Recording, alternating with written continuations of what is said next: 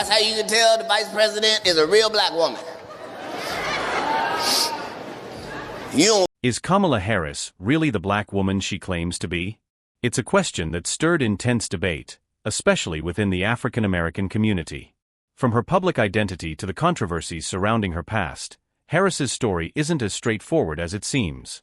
What if the image carefully crafted by the media and politics is only part of the truth? Today we're diving deep into the claims, rumors, and unexpected revelations that make Kamala Harris one of the most talked about and divisive figures in American politics right now. But what you think you know might just be the surface of a much more complex story. Few voices stir the pot quite like Katt Williams. Known for his sharp wit and fearless commentary, he's built a reputation for calling out powerful figures, often when others won't. When it comes to Kamala Harris, Katt's take is as bold as it gets.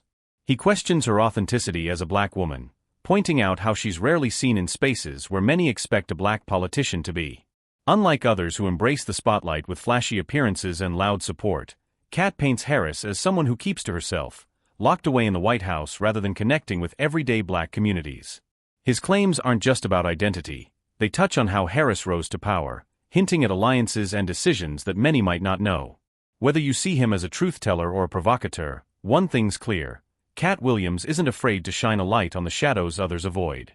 Kamala Harris's roots are as diverse as they are complex. Born to Jamaican and Indian immigrant parents, she's often described as the first black and South Asian American to hold the vice presidency. But this heritage has sparked heated debates about where she truly fits in the African American community. Harris herself has faced questions about her identity, and she's been clear in interviews. "I'm black and proud," she says. Yet, some people remain skeptical, pointing to how she emphasizes being a proud American and her upbringing outside of typical black cultural spaces. Social media is flooded with conflicting views. Some embrace her as a trailblazer, while others accuse her of distancing herself from the very community she represents. This tension reflects a broader conversation about race, identity, and what it means to be authentically connected to one's roots in today's America. One of the moments that fueled skepticism about Kamala Harris was a light-hearted interview that took an unexpected turn. When asked if she had ever smoked marijuana, Harris admitted she had, and even said she inhaled. That admission seemed straightforward until she added she listened to artists like Snoop Dogg and Tupac while high. Here's the catch: Harris graduated from law school in 1989, but both Snoop and Tupac didn't rise to fame until the early 90s, years after her graduation. This timeline mismatch made many question the truthfulness of her story. Was it a simple slip, a carefully curated narrative, or something else? To some, this raised doubts about how genuine her connection to black culture really is, especially considering her past role as a prosecutor who locked up many black people for marijuana offenses. It was a moment that sparked plenty of jokes, memes, and even criticisms from high-profile figures, adding another layer to the complex portrait of Kamala Harris. Kamala Harris's climb to the vice presidency wasn't just about charisma, it was a journey shaped by powerful connections and calculated moves. Early in her career, she was closely linked to Willie Brown, a dominant political figure in California who helped launch her into key positions.